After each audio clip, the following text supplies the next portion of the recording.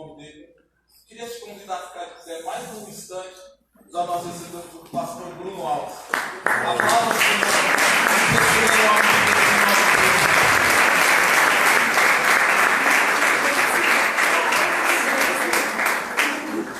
Queridos, boa noite. Que a paz de Cristo seja convosco. Amém.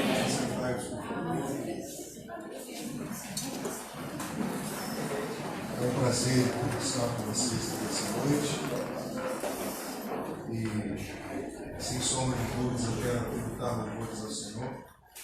Fique espantado com 2 metros e 2 de altura. Só um pouquinho alto, só. É um prazer estar com vocês. Eu quero louvar a Deus pela vida do nosso bispo, do pastor Renato, dos outros pastores, todos os queridos irmãos que estão empenhados para arrebanhar, tratar, cuidar dessa querida igreja. Deus nos abençoe. Nós somos ali pertinho do Rio de Janeiro. Você vai ouvir bastante X no lugar de S, tá? Estamos aqui no intermédio da missionária Sheila e foi a mediadora para que estivesse. Eu sou louvo a Deus também pela vida dela, uma querida amiga, e hoje está aqui em São Paulo, mas esteve conosco lá no Rio de Janeiro. Quero convidá-los, por favor, a abrir as nossas Bíblias na carta do apóstolo Paulo aos Filipenses, capítulo de número 4.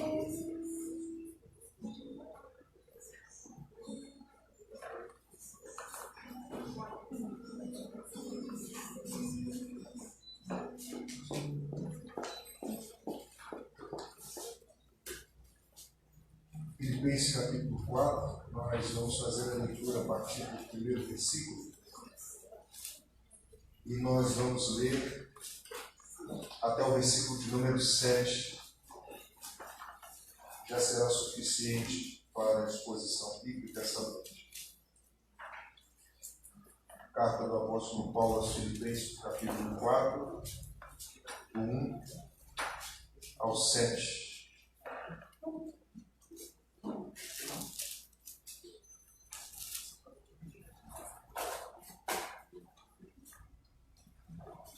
Está escrito assim: portanto, meus irmãos, amados e muito saudosos, minha alegria e coroa, sim, amados, permanecei deste modo firmes no Senhor. Rogo a Evódia e rogo a Síntique, pensem concordantemente no Senhor. A ti, fiel companheiro de jugo, também peço que as auxilies, pois juntas se esforçaram comigo no Evangelho. Também com Clemente e com os demais cooperadores meus, cujos nomes se encontram no livro da vida. Alegrai-vos sempre no Senhor, outra vez digo, alegrai-vos. Seja a vossa moderação conhecida de todos os homens, perto está o Senhor. Não andeis ansiosos de coisa alguma, em tudo, porém, sejam conhecidas diante de Deus as vossas petições, pela oração e pela súplica com ações de graças. E a paz de Deus, que excede todo entendimento, guardará o vosso coração e a vossa mente em Cristo Jesus. Amém. Nós estamos diante de uma carta extremamente singular do apóstolo Paulo, onde a sua pretensão primais, ou seja, a sua primeira pretensão, é exaltar a igreja de Filipos em relação à perseverança que aquela igreja possuía, dado alguns conflitos que a mesma vivia. Em segundo momento, o apóstolo Paulo não só exalta esta perseverança, mas junto a esta exaltação, ele continua encorajando esta igreja a fim de que a igreja permaneça em Cristo, firme em Cristo, tendo a fé inabalável. Existem alguns dados que julgo eu ser importantes, a fim de que compreendamos por que o apóstolo Paulo incentiva esta igreja a permanecer firme ou a continuar com a sua fé e não esmorecer diante de tantas circunstâncias. A pergunta que surge é: quais são essas circunstâncias que a igreja vive? Para compreendermos isso melhor, nós vamos precisar passear um pouco na história da igreja, visto que essa igreja está localizada, assim como qualquer outra igreja, em uma cidade ou uma província. E essa cidade possui um nome do qual gera alguns questionamentos. Por que essa cidade chama-se Filipos? Se voltarmos 350 anos aproximadamente antes de Cristo, vamos perceber que essa cidade chama-se Filipos porque a colonização grega chegou até aquela província, tomando aquela cidade, em homenagem ao pai de Alexandre o Grande, que se chamava Filipe II, como uma pretensão política, colocou-se o nome daquela cidade Filipos. Já no ano de número 60 a.C., essa cidade, chamada Filipos, que antes fazia parte da colonização grega, e se você estudou história e geografia, você ouviu falar em algo chamado período helenístico, que foi o período onde os gregos fizeram uma doutrinação diante das terras, províncias, cidades e lugares que eles conquistaram. Mas no ano de número 60, os romanos tomaram algumas dessas terras gregas, sitiaram aquelas terras. E a cidade de Filipos foi uma dessas. Vendo os romanos que aquela cidade fazia fronteira com a Ásia Menor, era uma porta de entrada da Europa, os romanos então estabeleceram ali uma colônia romana. Diferentemente dos gregos, uma colônia romana eram cidades que tinham a sua estrutura toda ela feita, construída a partir da capital, a fim de que os outros povos, as outras cidades, as outras colonizações pudessem enxergar ali um marco romano, um agrupamento romano, e conseguissem compreender que naquela cidade ali havia um estabelecimento de tropas do Império. Então construíram nessa cidade uma espécie de colônia, fazendo daquela cidade uma miniatura, se assim podemos dizer, da capital que nós conhecemos, que é Roma. Apesar disso, de ser uma cidade que carregava estas atribuições e características que nos remete ao poder romano, aquela cidade era uma cidade extremamente disponível aos conflitos. Por quê? Justamente por causa da sua geografia. Era uma das portas de entrada do Império. De modo que outros povos, outros impérios, utilizavam-se daquela cidade para a tentativa de tomada do Império Romano, da cidade, a fim de entrar no Império e sitiar o Império. Essa cidade, por conta disso, vivia momentos de guerra, momentos de destruição, de enfrentamento, ao ponto dos imperadores romanos colocar suas tropas também ali para proteger o próprio império. Então a cidade de Filipos, apesar de carregar essa característica de colônia romana, isso trazendo um embelezamento, um status político, se assim podemos dizer, ela era uma cidade que vivia o perigo de constantes guerras por ser uma das portas de entrada do império. Por isso que o apóstolo Paulo vira para a igreja de Filipos e diz para aqueles irmãos permanecerem, porque o primeiro problema deles era político, social e cultural. Mesmo não sendo cristãos, a sociedade daquele lugar vivia os constantes medos e perigos de uma nova invasão ou de uma tentativa de invasão, e com isso se levantar uma guerra e a destruição ser iminente. Então a cidade de Filipos foi uma cidade que historicamente, por diversas vezes, teve que se reconstruir. Era uma cidade que vivia em reconstrução. Em termos civis, a população daquela cidade e daquele lugar vivia esse primeiro medo. Então esse é o primeiro ponto do porquê o apóstolo Paulo encoraja aquela igreja. O segundo ponto é porque, como se não bastasse o perigo de uma invasão, de uma nova guerra, de uma nova destruição, de uma nova reconstrução, e todos nós sabemos como é cansativo reconstruir. Reconstruir é mais cansativo do que construir, porque reconstruir traz para nós o desespero e o trauma de termos um dia construído e vermos tudo a perder, isso nos dá uma predisposição a fazermos mais, ou mudar o lugar, tentar uma nova vida, deixando para trás tudo que foi feito, tudo que já foi estabelecido por causa da destruição, e o medo que é levantado no nosso coração depois de uma destruição, porque ninguém que está diante de uma necessidade de reconstrução carrega consigo a frustração. Acoplado à frustração vem o medo. Reconstruir de novo para depois ser destruído, preferimos viver o caos da destruição do que reconstruirmos. A civilização daquele lugar vivia isso. Como não se bastasse esse medo de um perigo externo que pudesse invadir e destruir tudo, também vivia-se um perigo interno, que era o perigo da perseguição. Essa carta foi escrita aproximadamente no ano de número 61 a 65 depois de Cristo. E nesse período, a igreja de Cristo, ela era perseguida posteriormente pelo império, mas anteriormente pela religião. Então, os irmãos daquela cidade não se reuniam num lugar institucionalizado, até porque a institucionalização da igreja acontece no fim do século IV com Constantino, no início do século V. Não existia igreja institucional. A igreja se reunia em cavernas, casas e cemitérios.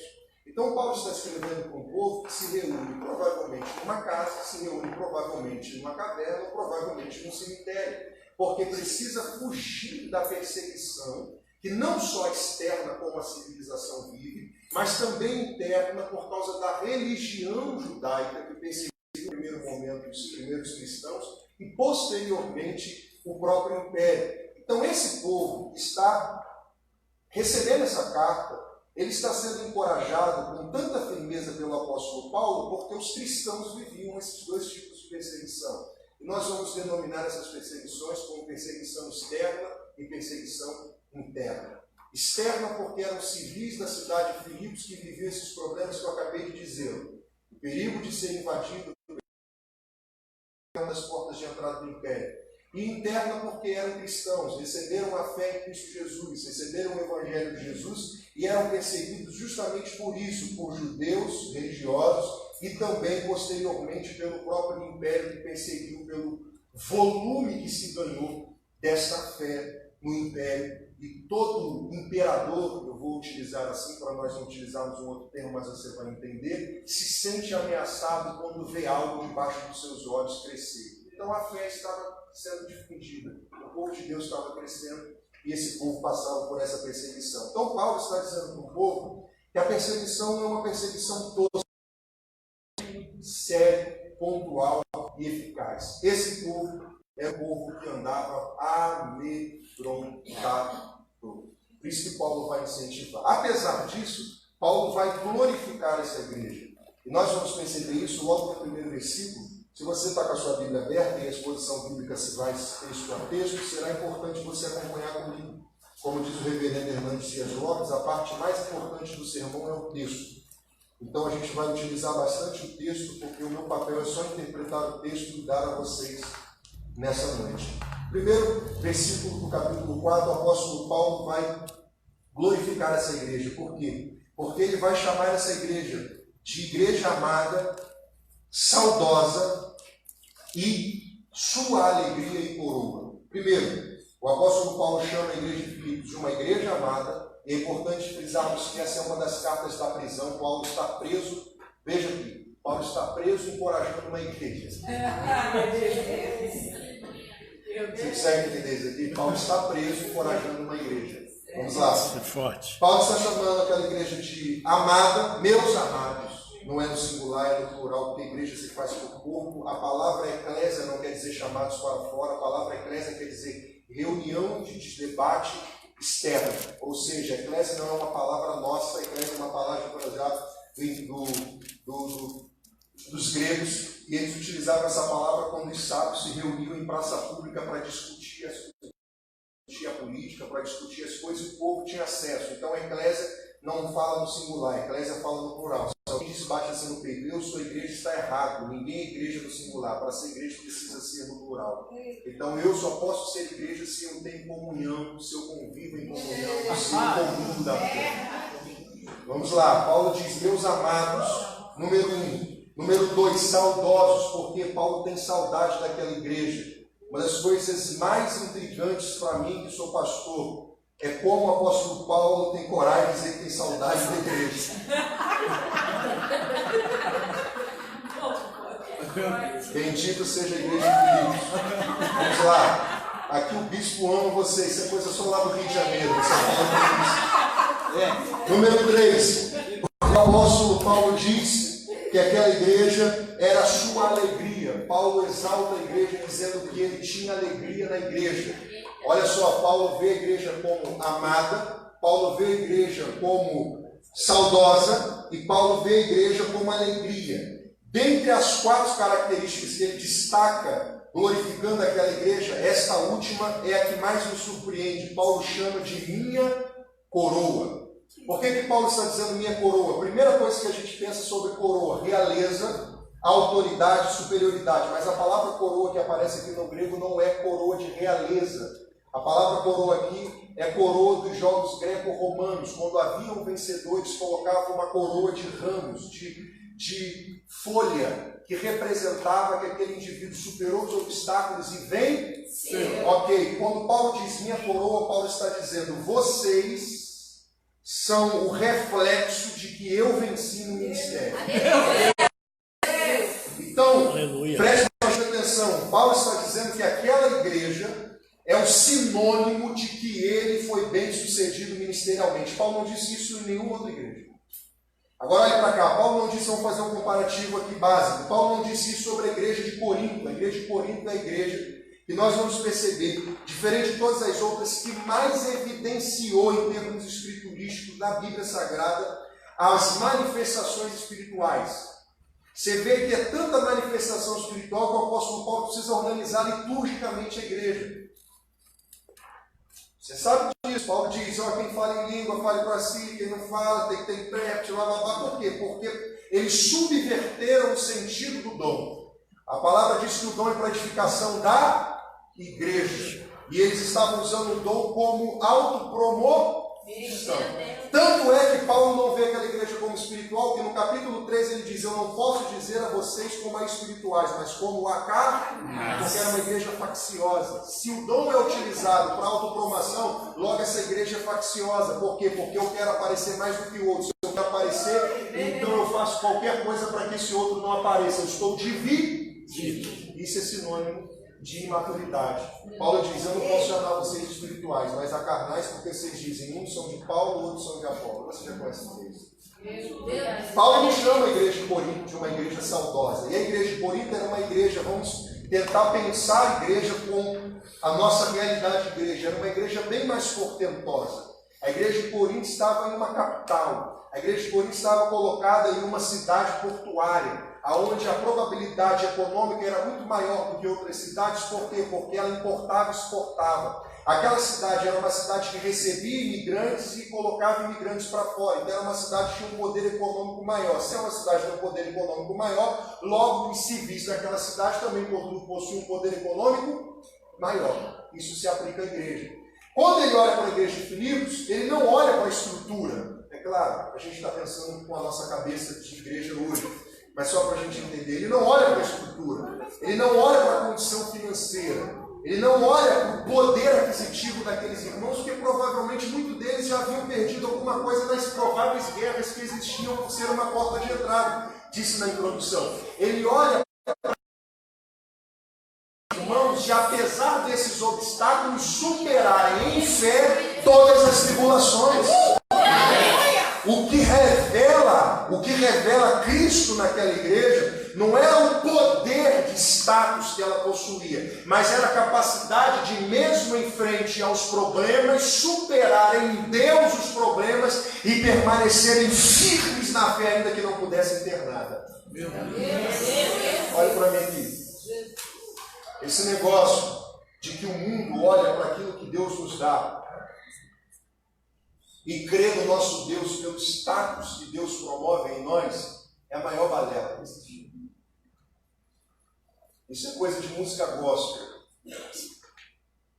E ao invés de incentivar a sua fé em Cristo, incentiva você a estar por cima, a dar a volta, a ser amanhã provar, a estar no palco, compromisso com a palavra. O que Paulo olha para aquela igreja é a capacidade. Paulo, diante dessa capacidade, ele incentiva ainda mais. Olha o texto. Ele diz no versículo ainda 1, mesmo sendo coroa, mesmo ele olhando para aquela igreja e dizendo, vale a pena servir a Deus e me entregar para o ministério, mesmo diante disso, ele ainda incentiva mais. Eu vou abrir uma lacuna aqui para perguntar para os irmãos, que tipo de igreja vocês têm sido para a vossa liderança?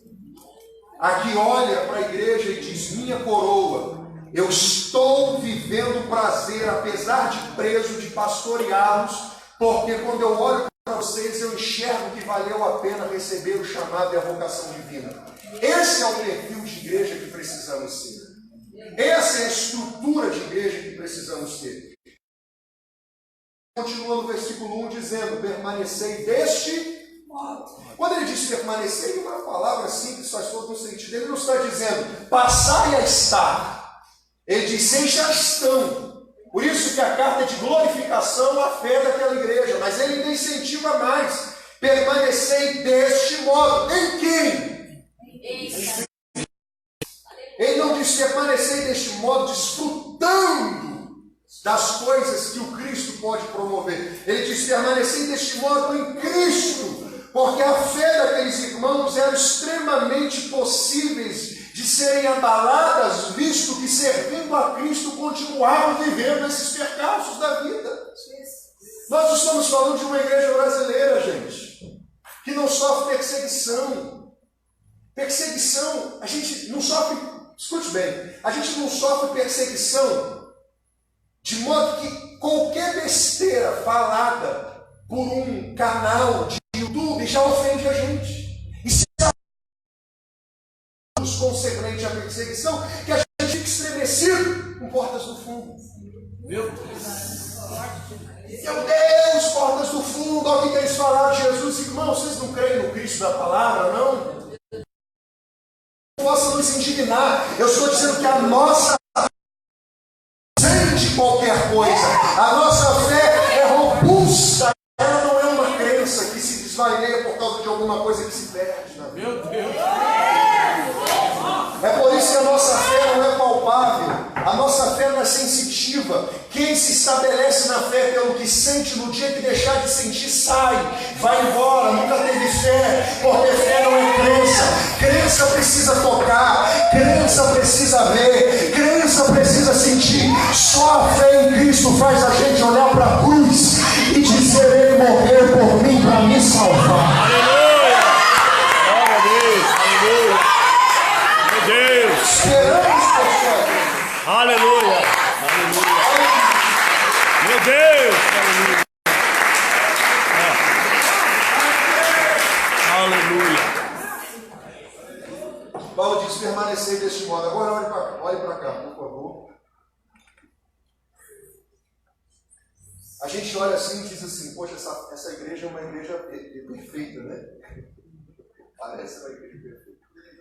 Eu fiz uma série de exposição bíblica lá na igreja, da carta aos Filipenses, capítulo 1, 2, 3. Quando chegou no capítulo 4, eu coloquei o tema, apesar de eu não gostar de tematizar, mas eu coloquei o tema de igreja imperfeita, porém exemplar. Por que essa igreja não é perfeita? Porque o versículo 2 do apóstolo Paulo já revela os problemas dela. Ele exalta a igreja. Isso é maturidade de um líder que consegue reconhecer as virtudes de uma igreja, mesmo diante das suas imperfeições. Ele no versículo 2 vai exaltar, ou melhor, vai revelar, perdão, rogo a Evódia e rogo a Síntique. Rogar é como se fosse clamar, é implorar. Olha o nome das duas irmãs, não sei quem colocou o nome dela, coitada. Evódia, Síntique. Pensem concordantemente no primeiro problema da igreja. Existiam duas irmãs divididas. E pelo que Paulo vai dizer no versículo seguinte, bispo, o que parece é que essas irmãs eram influentes. Então, que elas ajudaram muito ele no Evangelho. Alguns historiadores reformados vão considerar, apesar de não ter uma clareza escriturística, que essas duas irmãs mantiveram financeiramente o apóstolo. Essa era a ajuda. Mas não existe nenhum aparato escriturístico para confirmarmos isso. É apenas especulação, uma possibilidade. Mas essas duas irmãs aparentemente eram importantes porque Paulo vai fazer essa declaração. Então, o primeiro problema que ele vai revelar no capítulo 4 dessa igreja é que duas irmãs estavam divididas. Implorar que essas duas irmãs pensem concordantemente. O nosso equívoco aqui é achar que Paulo está dizendo que essas duas irmãs precisam ter a mesma cosmovisão. Cosmovisão é uma palavra que também é derivada do alemão, que quer dizer óculos pelo qual se enxerga o mundo. O que Paulo está dizendo aqui não é que essas duas irmãs precisam enxergar a vida de forma igual, isso é impossível. Exemplo, eu tenho 27 anos. 27 anos que eu tenho de idade. Eu vou fazer 28 esse ano. Já me sinto um velho ranzinho, mas tudo bem. Não tem como eu pensar como meu avô. Meu avô foi o pioneiro dos evangélicos da minha família. Meu avô já faleceu. Minha avó está viva, faz 80 anos agora, quinta-feira que vem. Patriarca e matriarca da família. Sou terceira geração de metodista tradicional na minha casa. Hoje eu pastoreio uma igreja, fiquei na metodista há 19 anos, enfim. Mas toda a minha família é metodista. Meu padrasto é pastor metodista, minha mãe está recebendo ordenação agora, enfim. Não tem como eu pensar como meu avô. Eu estou na realidade diferente. Então a cosmovisão do meu avô e da minha avó concernente à igreja, à vida, à sociedade é uma. A minha cosmovisão é outra. O que a gente precisa fazer? Se respeitar. Principalmente porque ele é uma autoridade, ele é meu avô. Então a flexibilidade não parte dele nem dela, a flexibilidade parte de mim, porque eu sou mais novo. É verdade. Então, eu posso pensar diferente. Por exemplo, se você for lá atrás, o pessoal andava de terno, gravata, enfim. Costume da igreja. Você vê os jovens hoje, usam calça skinny, tênis, bermuda, tatuagem. Cosmovisão diferente, interpretação da vida diferente. Mas o que Paulo está dizendo não é que eles pensem igual, é impossível. Você torce com um time, eu torço com o outro, eu gosto de uma cor preta, a cor que eu mais gosto é preta, você gosta de outra cor. Um é Corinthians, outro é Palmeiras, outro é São Paulo. É Palmeiras? Glória a Deus, por você que eu sou baixo, a gente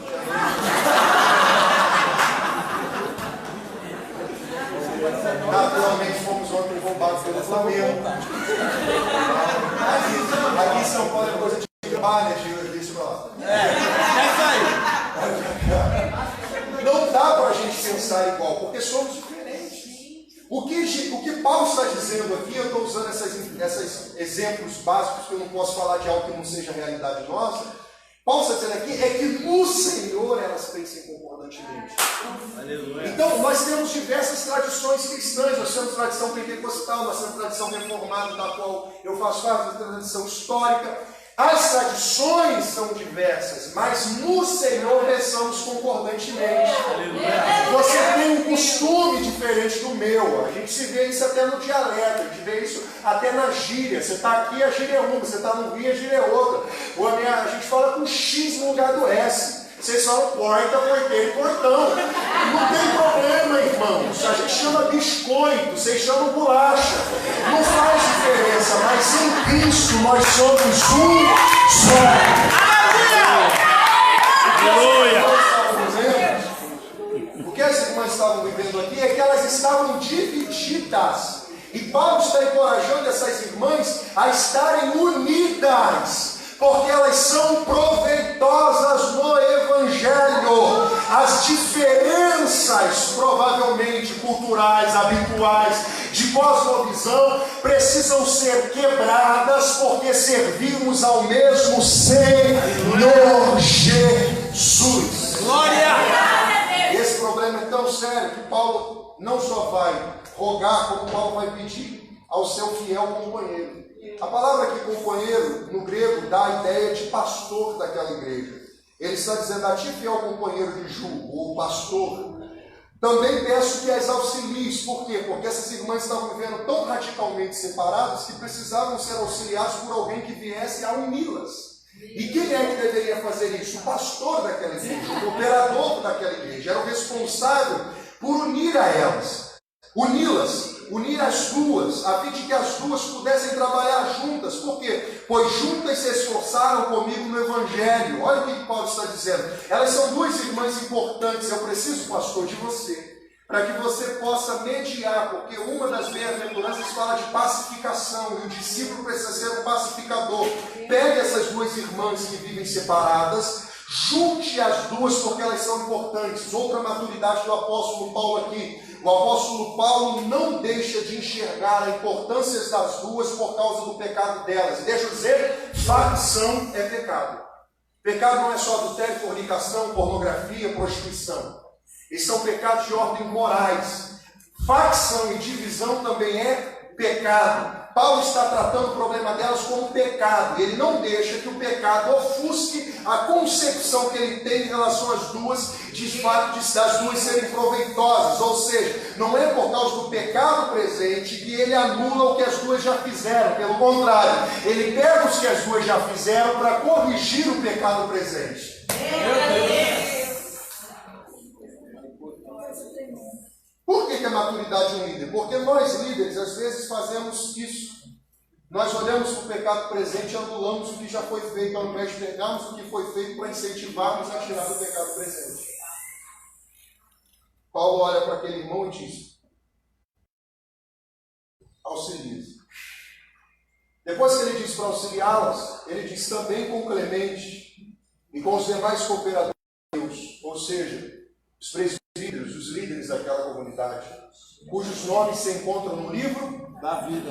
O que ele está dizendo aqui é que ele espera daquele cooperador que ele também auxilie. E aí eu vou usar uma linguagem mais habitual nossa, para vocês compreenderem, para auxiliar a liderança da igreja, o presbitério da igreja, os líderes daquela igreja.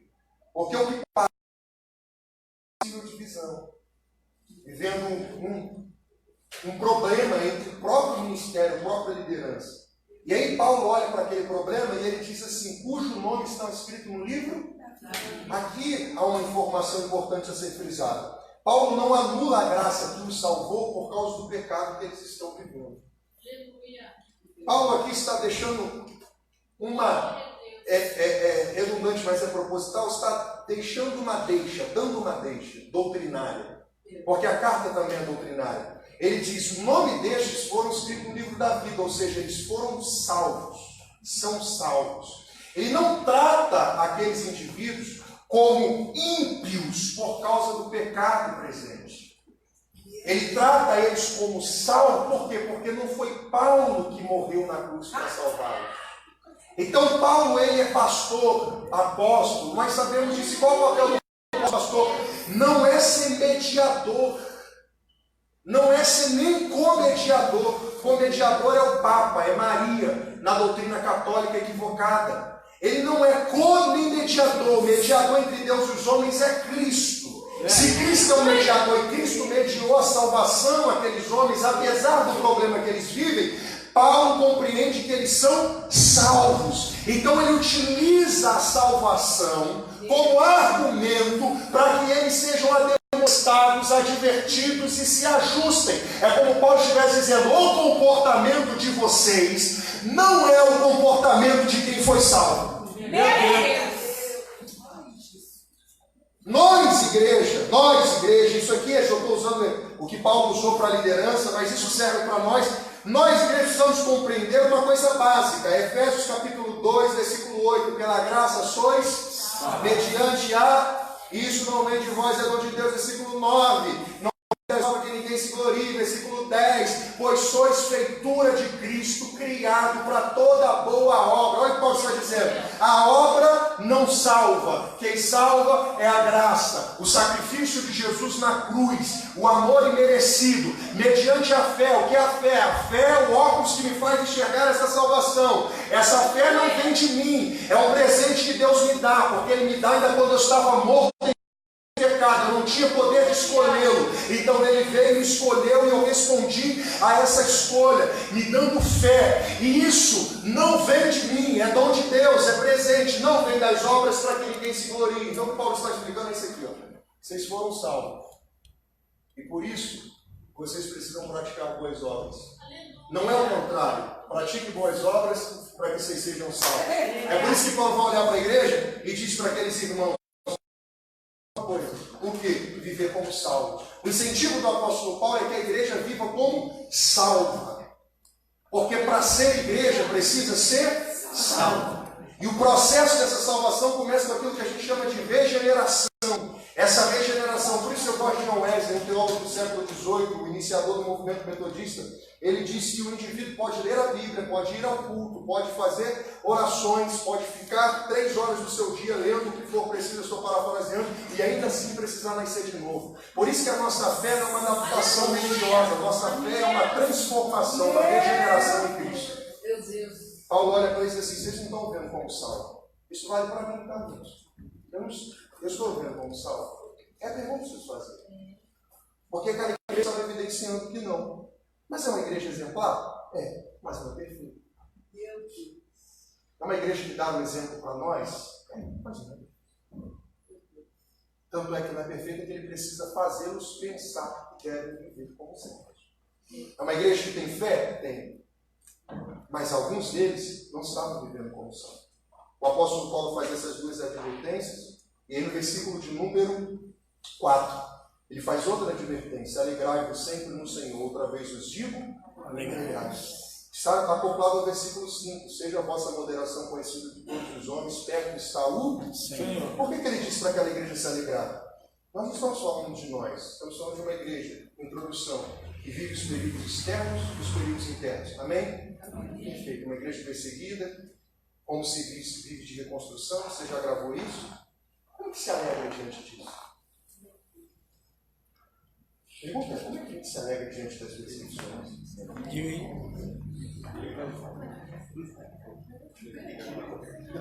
A frio modo não dá para se alegrar. A gente, hoje, cristãos pós-modernos do século XXI, o mosquito pica a gente já fica triste. E a gente ainda diz: Senhor, mas o Senhor disse que estaria comigo no de dia, de noite, não me abandonaria, que eu passasse por baixo da sua. A gente recita a canção. Paulo olha para uma igreja que vive um perigo terrível e diz para eles: vocês precisam se alegrar.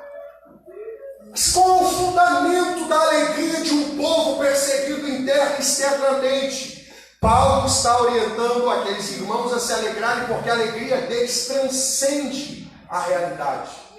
O que Paulo está dizendo é o que está no capítulo 3, no versículo de número 20. Pois a nossa pátria está nos céus, de onde também aguardamos o Salvador, o Senhor Jesus. Aí o 21, olha o poder dessa palavra, o qual transformará. Olha por que a gente deve se alegrar.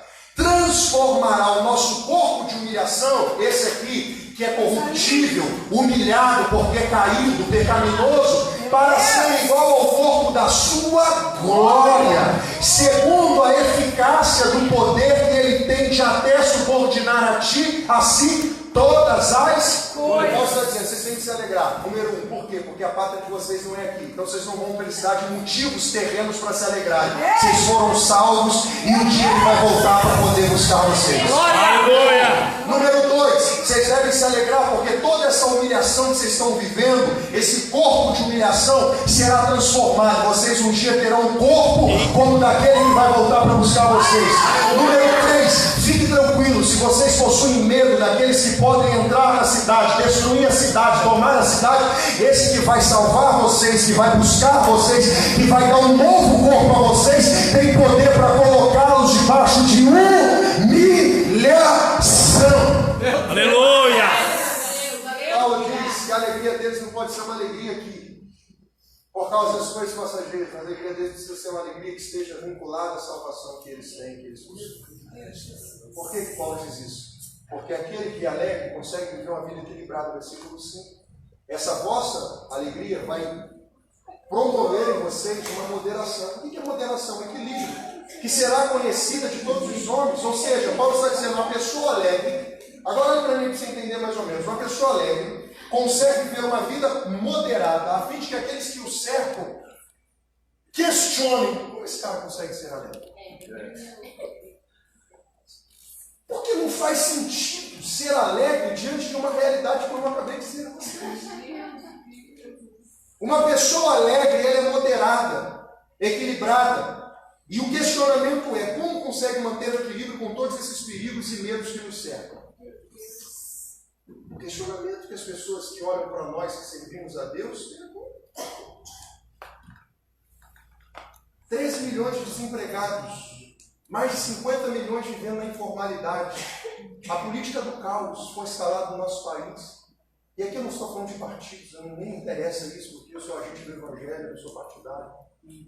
Essas realidades são essas. A periculosidade aumenta, os dados tentam enganar, mas a gente sabe da realidade. Principalmente no meu estado, que se tornou popularmente pela mídia o estado mais perigoso do país, que tem a polícia mais corrupta do país. O medo, a insegurança, o desemprego, e quando tem, pagam o piso do salário. Pessoas que antes trabalhavam, e hoje estava conversando com uma pastora amiga minha, em São Paulo, na sede nacional da Igreja Metodista, e ela estava dizendo: minha filha está com dificuldade, ela se formou em engenharia civil, está 4 anos desempregada, está querendo colocar currículo para trabalhar em loja de venda, é mãe de dinheiro. Esses são os nossos traumas. A política do caos, uma cultura extremamente promíscua, relativista, que promove aquilo que os nossos preceitos combatem. A relativização de tudo, a flexibilização de tudo. As pessoas olham para nós e dizem assim: bom, não é possível que você consiga ter equilíbrio diante de tudo isso, como você não surtou.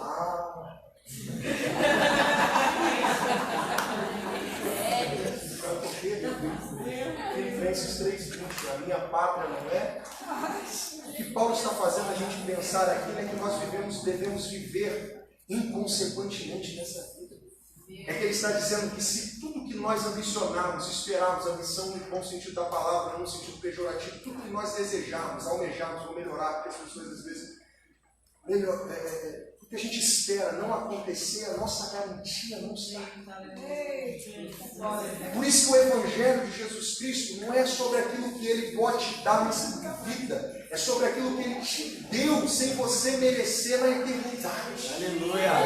Eu posso nessa vida não viver aquilo que eu sonhava, porque às vezes os meus sonhos são travestidos como gospel que eu sou, por promessa de Deus. Isso tem mais a ver com a minha ambição do que com a vontade de Deus, porque o que Deus prometeu é que enviaria o Messias. Vendo o Messias manifestou na história a salvação que gera uma realidade na eternidade, porque o Cordeiro foi imolado antes da fundação do mundo, manifestou na história 2000 anos atrás, e depois desse manifesto ele prometeu o Espírito veio sobre toda a carne, Atos 2, que é o penhor, lá na carta aos Efésios, no capítulo de número 1, o apóstolo Paulo vai dizer que o penhor da salvação é o Espírito. O Espírito é como se fosse a recompensa, é como se fosse a amostra grátis de que eu fui salvo. E depois ele disse: eu vou voltar. Ele ainda não voltou, ele ainda não veio, mas a igreja tem uma certeza e uma garantia. Essa garantia que nos incentiva para vivermos o equilíbrio na vida. Glória a Deus. Essa é a garantia. Não se desespera. Não se desespera porque você não ganhou o que você queria. Com casa ou sem casa, se a trombeta tocar, você vai ouvir. Com porta ou sem porta, se Jesus voltar, ele vai dizer: vinde benditos do meu Pai. Curado ou enfermo, ele vai dizer: entre, tome posse daquilo que é vosso por herança. Isso é uma garantia. Eu sou cético de muitas coisas, mas uma coisa que eu tenho certeza é que Jesus voltará. Aleluia. O apóstolo pode dizer: essa sincera alegria de vocês. O que alegra vocês? Já. O que está firmado a fé de vocês? Essa é a diferença da verdadeira fé para a crença. Por isso que a nossa fé é uma fé sólida. Porque nós não precisamos ver nada para crer.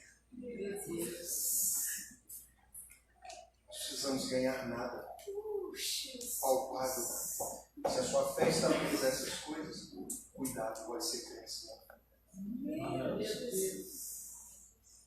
vez que essa fé nos submerge nela, ela jamais, ela pode ser abalada, ela pode ser flexibilizada, mas ela jamais se perde.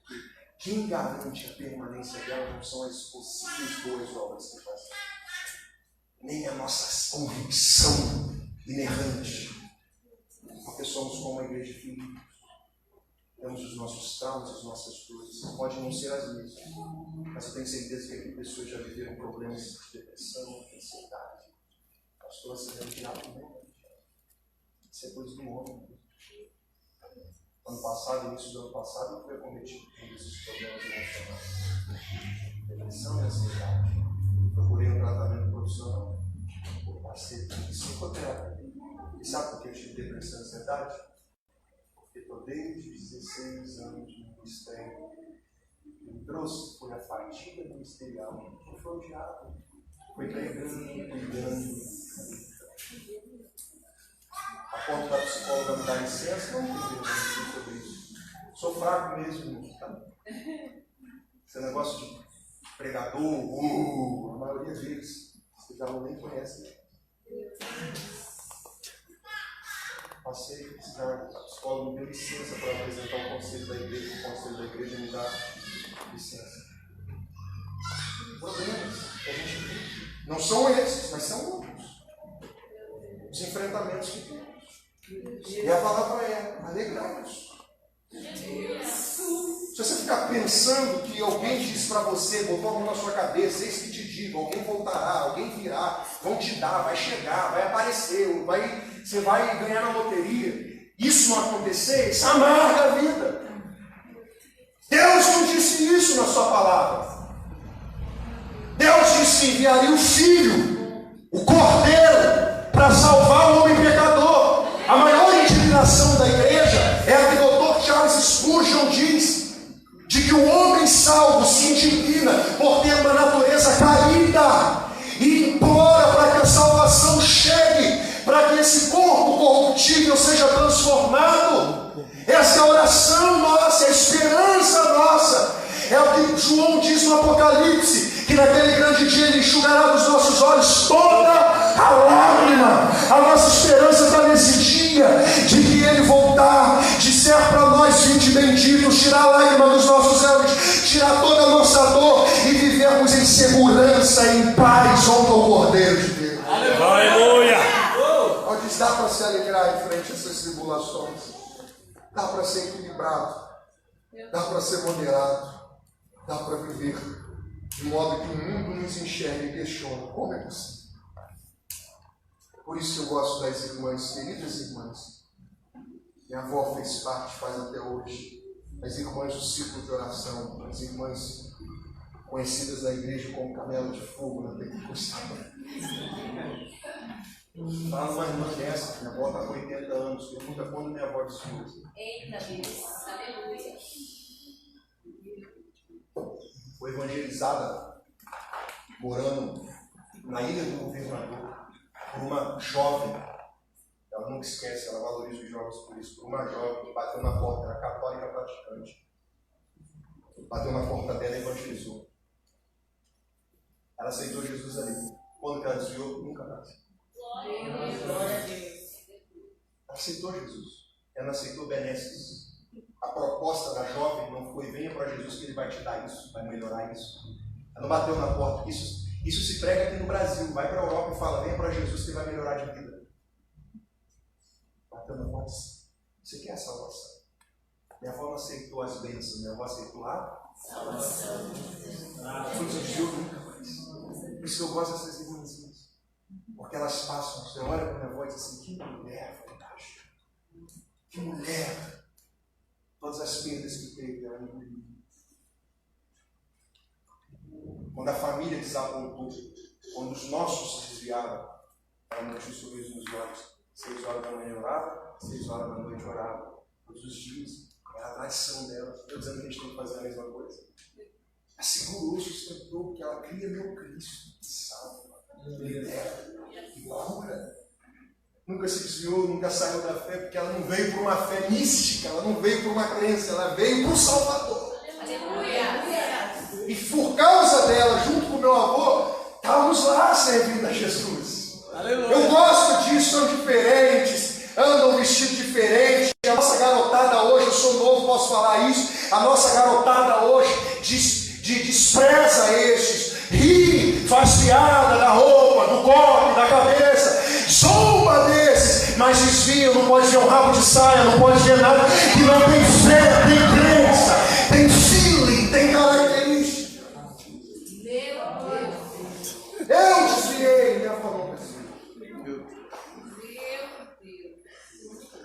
A fé que sustenta, que segura, são esses mulheres. Paulo está dizendo: permanecei, creiam nisso. Esse é um encorajamento para a igreja do hoje. Creiam no Cristo, creiam no Salvador, apontem para Jesus, Ele é suficiente. Vocês não precisam de mais nada, porque você tem eles. No Salmo de número 23, o Senhor é meu pastor e nada lhe faltará. Não é porque eu tenho Ele que eu vou ter tudo, é porque eu tenho Ele, então eu não sinto falta de nada.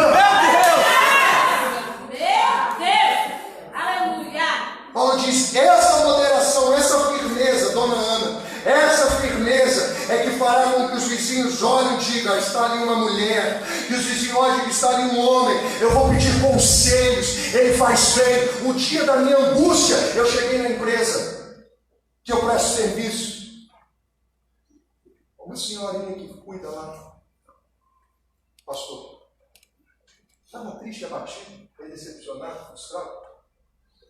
Chegou para mim, que faz o café, a dona da empresa. Chegou, fui executar um serviço lá na empresa. Assim, sabe, Jota, mas foi. Essa minha cara de sério só na igreja. Eu sou foi, dona Catarina. Eu disse: eu sinto sua falta quando você não vem. Eu não torcicólogo, fígado, quando olhar para cima. Aí ela disse: não, sua presença é importante aqui. Você transmite algo bom. Aleluia. Glória a Deus. Eu falei de Jesus lá, nunca fiquei falando que era pastor, nunca fiquei falando nada. Aí disse para mim: aí as lágrimas, eu estava vendo um momento de tristeza que puxam, sabe? Dei um abraço nela, um beijo na carinhosa. Falei para ela: obrigado. A senhora me salvou muito. Muito obrigado. Ela: de nada. Continue assim como ela nem me conhece. Só me vê lá.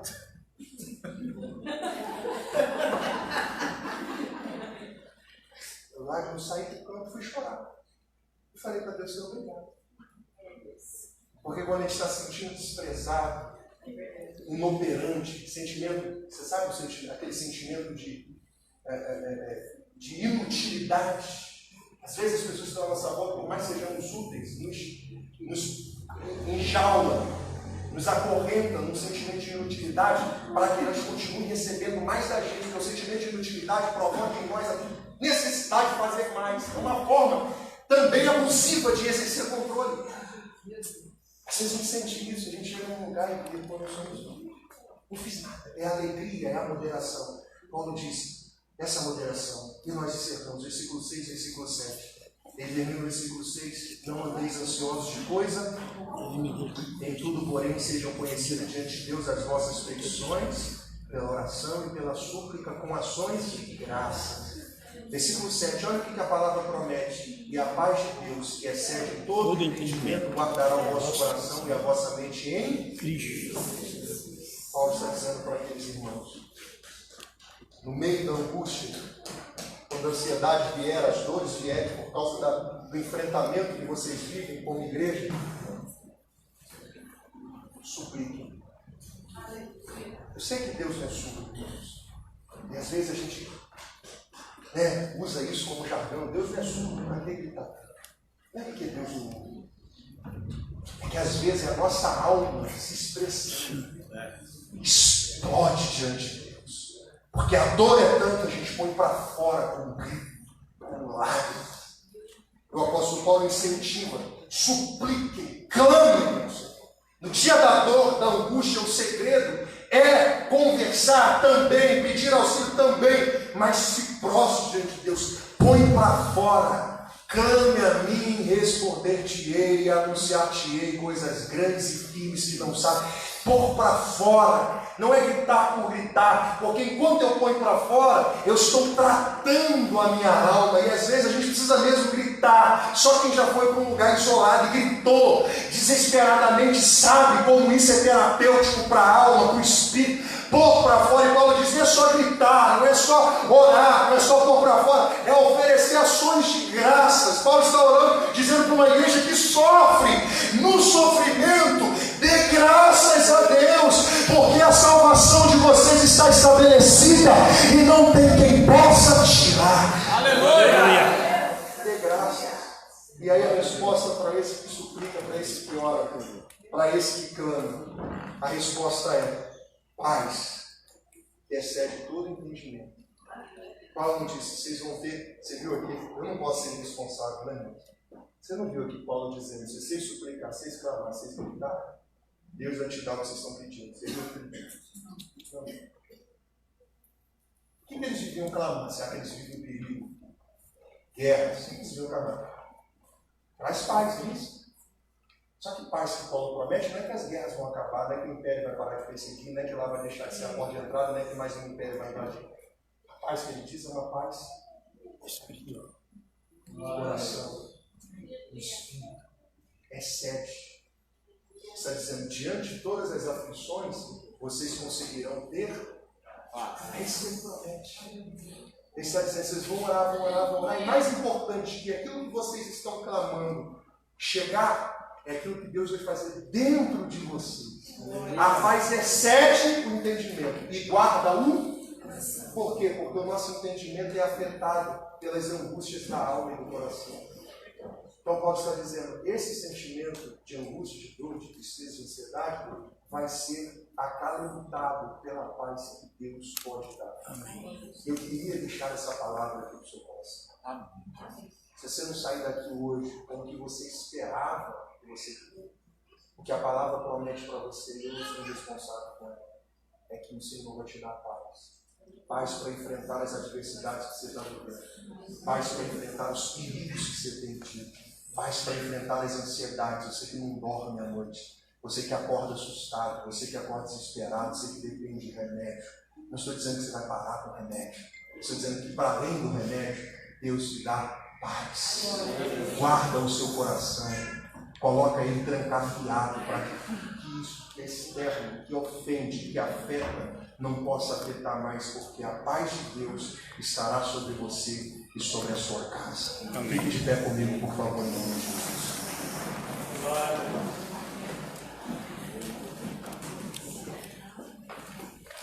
Cadê meu brother aqui? Agora me ajuda aqui, chefe. Se você desse uma nota ali, eu ia ficar aqui na cabeça e não ia conseguir pregar. Coloca a mão no seu coração, por favor.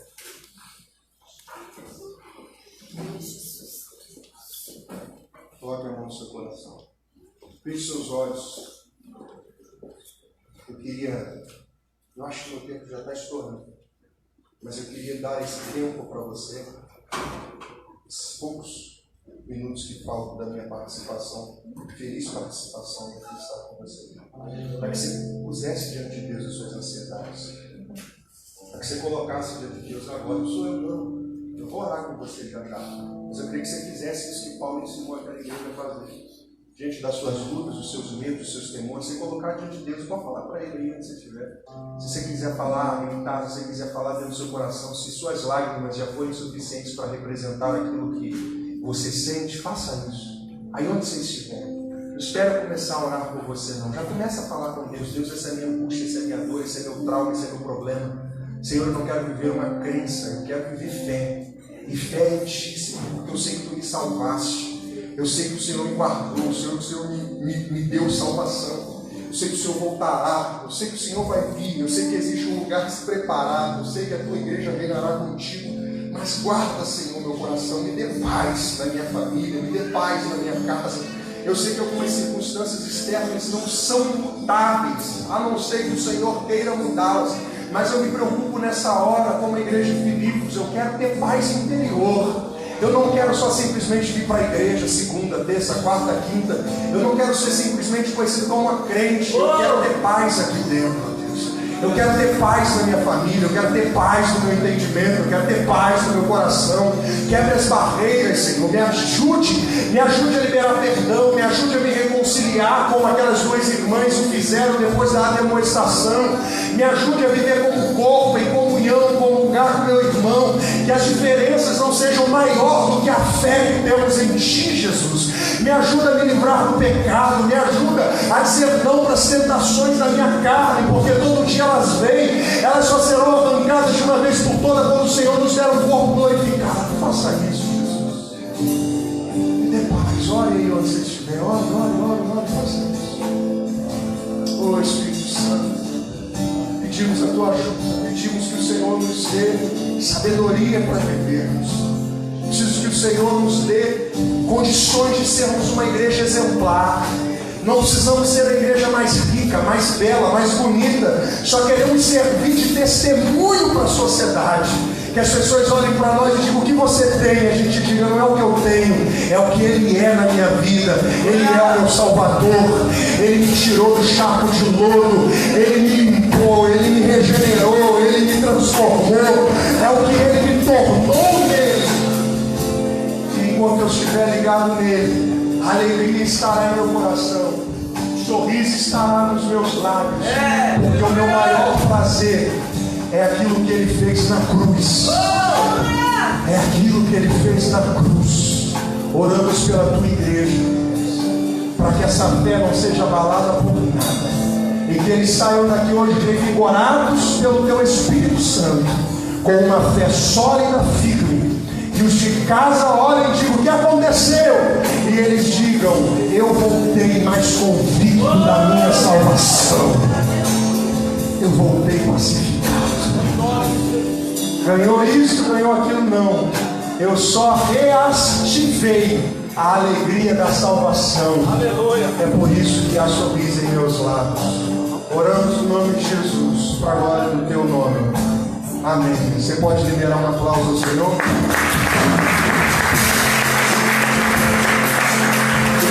Vamos só assim, por favor.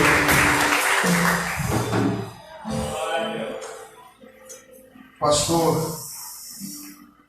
me incumbiu de algo e eu quero ser bem direto, porque o tempo já foi.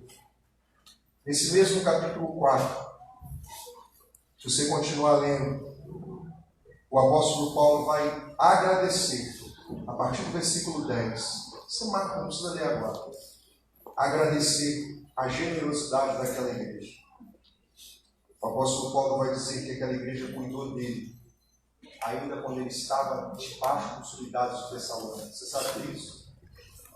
Lá na carta aos Coríntios, e eu sou desse tempo, o apóstolo Paulo joga na cara essa expressão popular da igreja, e era uma igreja de poder aquisitivo, tá, gente? Joga na cara da igreja que aquela igreja não ajudou ele a ter CPMs.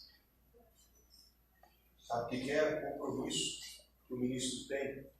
É com a palavra, não é com a oferta. Ele teve que ter CPMs, porque a igreja não cuidava dele. A igreja de Filipos, que é essa igreja que a gente contou todos os problemas que ela enfrentava, foi uma igreja que, mesmo ele estando debaixo dos cuidados da igreja de Tessalônica, continua enviando.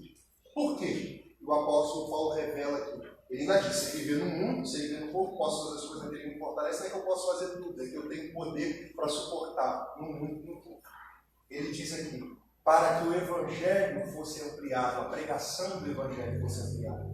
Olha só, se ele está debaixo dos cuidados de Tessalônica, a igreja já supre ele, e Filipos continua mandando verba, então essa verba não é para o enriquecimento dele. Ele está dizendo que essa verba fez com que o evangelho fosse levado de forma mais ampla.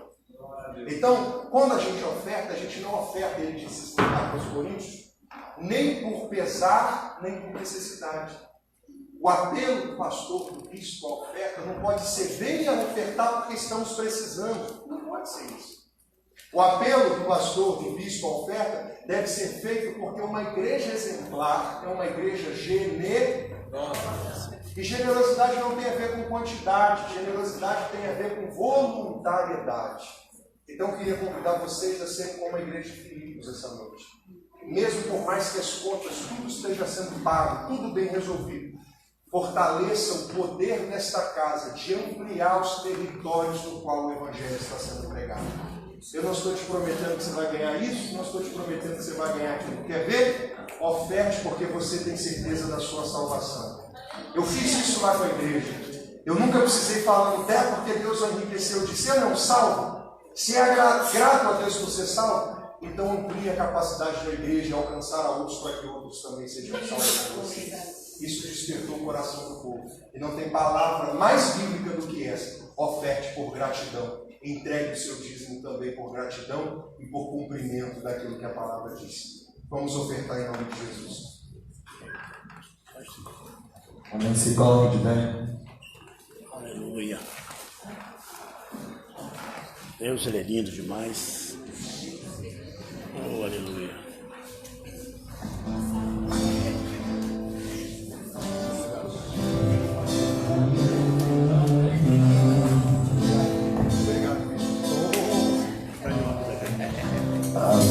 A casa mais simples, o anjo da morte não entra. A estrada que corre pro mar, o vento que abre o caminho é você.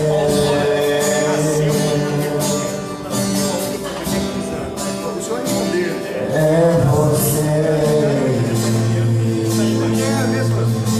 O problema era a questão do batismo do céu, mas agora a outra questão. A nuvem que aponta o destino, levando o passado, o pão sacia a fome, a rocha que marca a vencida.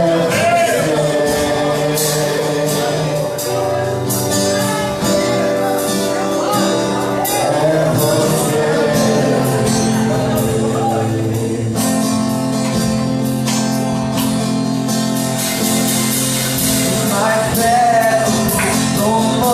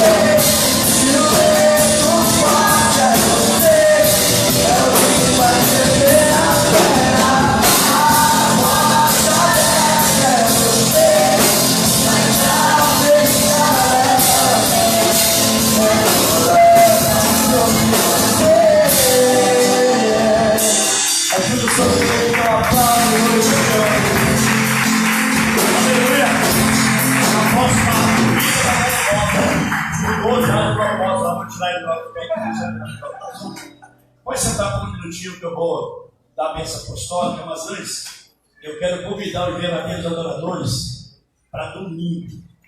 Eu vou fala pro irmão, eu não estou preocupado com a crise. Estou preocupado com a minha salvação. Aleluia! Porque diante de todas as lutas que foi falado, pregado, revelado no trono para nossos corações, essa palavra é para edificar a igreja. Sim. E isso nós temos que colocar no coração. Eu preciso ficar daqui mais crente. Quando o homem acha que ele é crente, já não precisa mais nada, ele começa a correr o maior risco. Recebemos, a igreja não, todo mundo recebeu a notificação, a notícia, porém triste, no mesmo tempo, eu vejo como a mão de Deus. Porque quando Deus levanta o homem, ele tem que ser humilde, ele não pode ser soberbo, ele não pode ser nojento, ele não pode se achar que ele é o cara, que é o homem da multidão. Quem derruba o homem é a multidão, é a fama, é a glória e a estrela. Nós vimos que o Lailton Costa, chorando, pediu para ele orar, para ele, estamos chorando, porque ele caiu de uma maneira terrível. E para a glória do Senhor, ele teve a humildade de pedir oração. Mandaram para mim e foi uma coisa tremenda, mas eu conheci ele assim como também no pastor Renato. Se ele estiver me ouvindo, através dessa preocupação, sabe da sua vida. Outra gente jejuando para que você não seja o que você foi, mas que você seja melhor do que você é. Porque se você for do jeito que você é, vai continuar a mesma coisa. Deus vai mudar a tua história, eu tenho certeza disso. E a apóstolo Paulo diz que quem está de pé, cuida para que não. Eu tenho um amigo, sabe por quê, irmão? Ficar de pé não quer dizer nada. Quem só cai quem está em pé.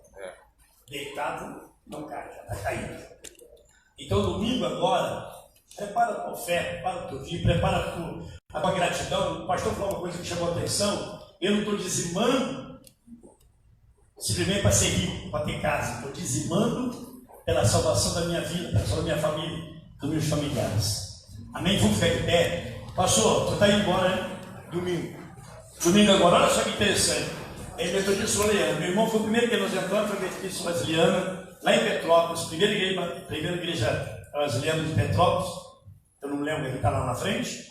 Aí eu migrei para a Metodista Brasiliana e comecei em 5 de janeiro de 61, quando nasceu a Brasiliana. Sim. É isso? Isso. E é uma igreja onde respeitar ano de paixão, uma igreja que me deu todo conhecimento, foi naquela igreja. Eu acho interessante que se dividiram, mas continuam se amando. O importante é você continuar com essas duas. Temos que amar o nosso irmão. Vamos ficar de pé, vamos orar. Fala para o irmão, não esqueça que domingo não é ceia, é culto na igreja. Vai ser de noite. Bendito seja o nome do Cordeiro Santo. Eu oro, meu Deus, pela tua igreja que vai retornar para a sua casa, que vai voltar para os seus lares, meu Deus, com essa palavra maravilhosa que vem de encontro às nossas necessidades. Pai, abençoa a tua igreja, guarda, livre de todo mal, em nome de Jesus. Que a graça bendita do Senhor e a doce comunhão do Espírito Santo esteja em cada coração, não somente hoje, mas para todos sempre. Todos vão dizer: amém. Abraça o teu irmão, cumprimenta ele, diga: comigo, eu e a minha família ao altar de Deus.